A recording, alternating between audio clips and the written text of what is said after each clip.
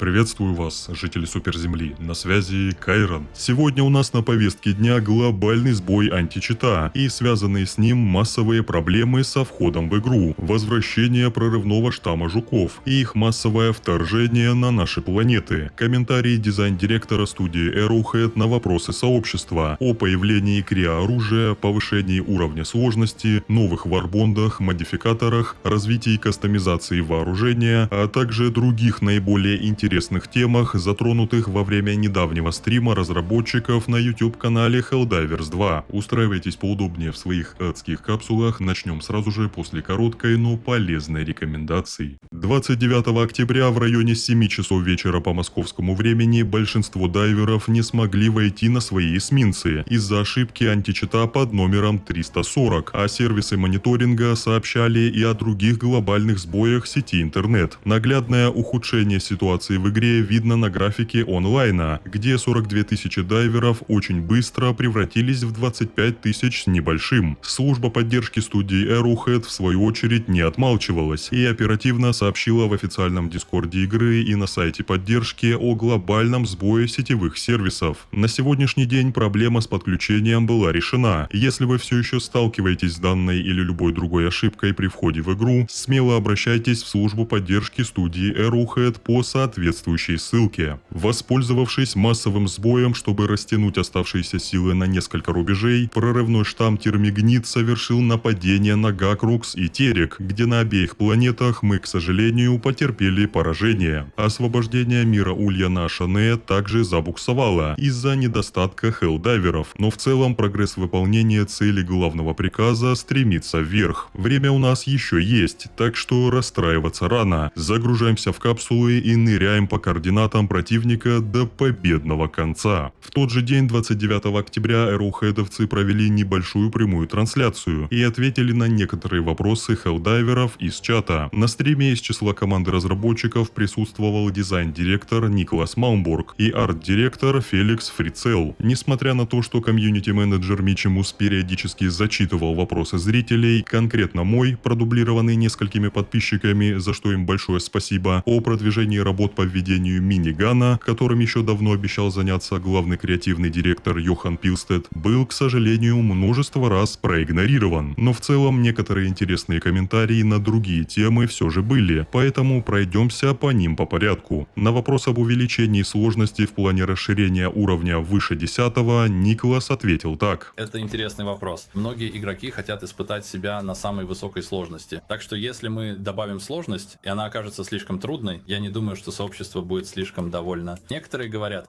я хочу получить опыт с щитом, но при этом все равно играть на самой высокой сложности. Так что я думаю, нам так проще. Например, чтобы были такие штуки, как штамм хищника, в целом немного сложнее обычной сложности 10. Но нам следует быть очень осторожными, чтобы не повторять прежних ошибок. Другими словами, разработчики планируют добавлять нам челленджа во время миссии не просто путем увеличения левела сложности и большего спавна врагов, а с помощью реализации, например, подразделений противников, а также других механик. Ранее аналогично по данной теме высказывался и геймдизайнер Йосиф Хатиб, который ответственен за баланс врагов. С его ответами вы можете ознакомиться в моих прошлых видео. Стоит ждать и новые модификаторы, которые также могут повлиять на сложность геймплея. Короткий ответ – да. Модификаторы – важная тема. Я хотел бы исследовать это подробнее, как общую концепцию.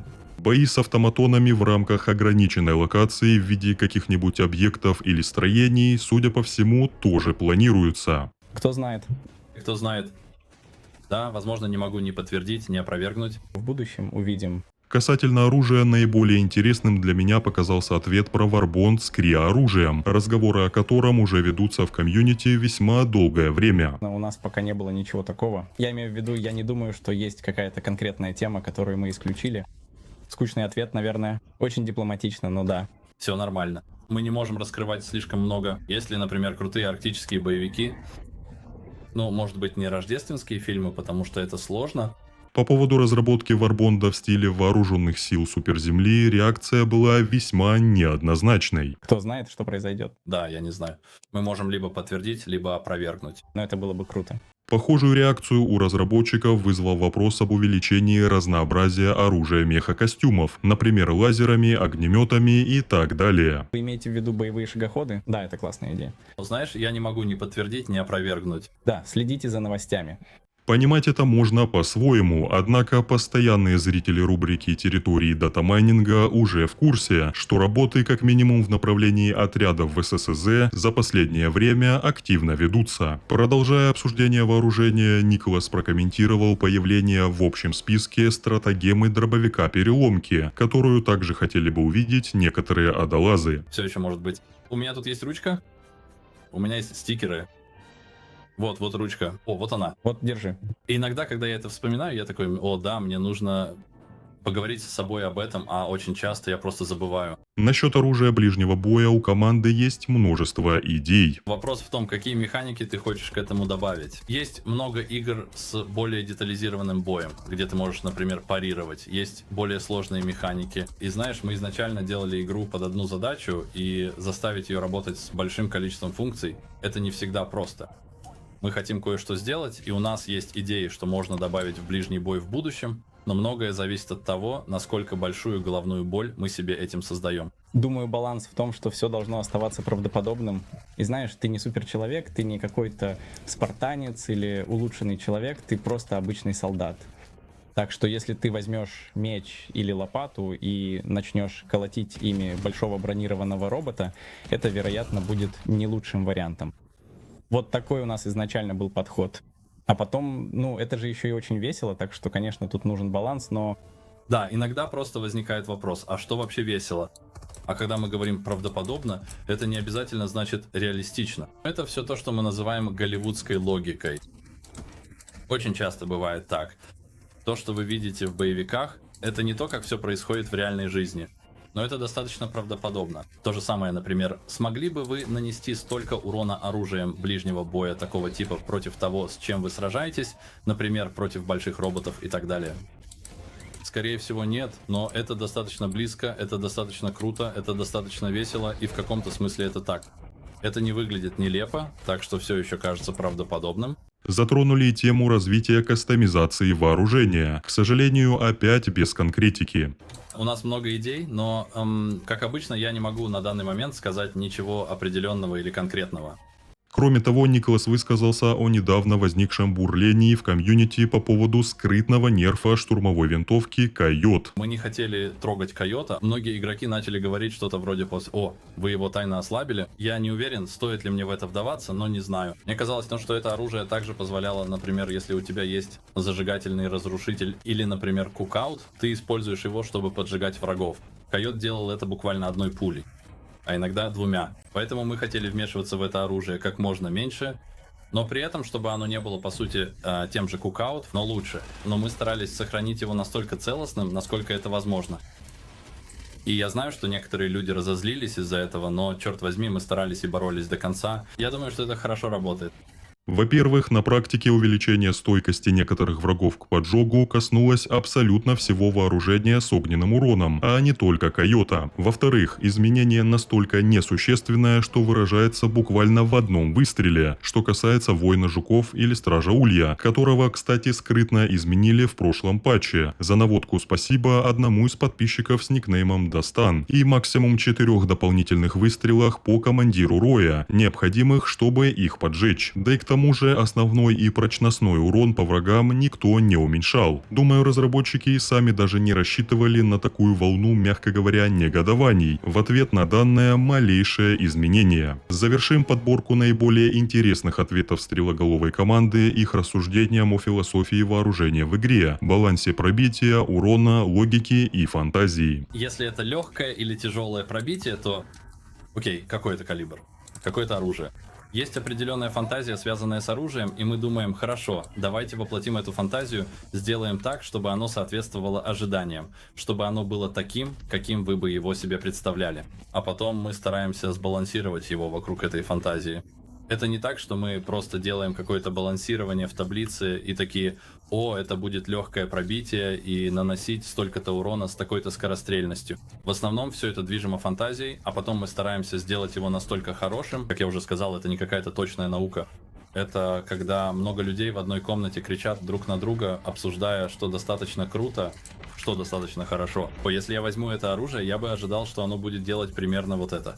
Потому что в этом и заключается фантазия, и если оружие этого не делает, тогда возникает вопрос, а стоит ли вообще делать это оружие, если оно не может воплотить ту фантазию, для которой задумывалось? А когда мы просто сидим и занимаемся балансировкой для патчей баланса у сообщества, возникают проблемы, когда кто-то говорит: «О, это оружие мне нравится, им действительно круто пользоваться». Но, возможно, оно не кажется достаточно хорошим. И тогда мы такие: окей, давайте посмотрим на это и разберемся, что к чему. Так что это, опять же, довольно хаотичный процесс. Но если собрать в одной комнате достаточно компетентных людей, которые знают игру и заботятся о ней, с посылом, что сообщество этим недовольно, и если мы достаточно долго спорим и обсуждаем, то обычно приходим к какому-то выводу. Наверное, это звучит запутанно и странно, но так оно и есть. Напишите в комментариях, хотите ли вы увидеть замораживающее оружие в игре, и что в целом думаете о мнении и комментариях разработчиков по всем темам, затронутым во время этой прямой трансляции. На этом мы завершаем обсуждение основных тем этого видео и переходим к обзору ассортимента супермагазина и личного приказа на ближайшее время. Помимо 11 страниц постоянных предложений, первая страница ассортимента супермагазина была обновлена, и в ближайшие часы предлагается приобрести товары, связанные с прошлым боевым пропуском пограничное правосудие, легкую броню GS-11 посланник демократии с пассивкой стрелок, забавную эмоцию стреляй, а также тематический плащ и карточку игрока. Личный приказ на ближайшие сутки успешно эвакуироваться, добыв редкие образцы. А теперь наша постоянная рубрика «Комментарии подписчиков под прошлым видео». Первым на сегодня стало сообщение от поджигателя. Helldivers 2 Штурм Ашана. Звучит как очередная часть остросюжетного боевика с Чаком Хеллдайвером. Следующий комментарий от Ежик. На Reddit такая буря поднялась. Они убивают игру, опять нерфы, играть не весело. Лично для меня максимально странные утверждения. Это далеко не тот древний патч, когда враги были губками для пуль. Выглядит скорее как попытка стрелоголовых сделать врагов более разнообразными. Еще и на боевого шатуна нажаловались, и теперь он стал просто грушей для битья. Я максимально был против его нерфа, но все же это случилось. И последний на сегодня комментарий от Влада. Как не дать освободить Ашане? Разрабы. Уроним античит. Как бы не так. Скорее всего, это очередная масштабная дудос-атака автоматонов на весь интернет. Дорогие друзья, благодарю вас за поддержку этого видео. Не забывайте ставить свой эцкодесантный лайк и подписываться на канал и наш телеграм. На связи был Кайрон, до встречи в новых видео. Черт возьми, дайверы.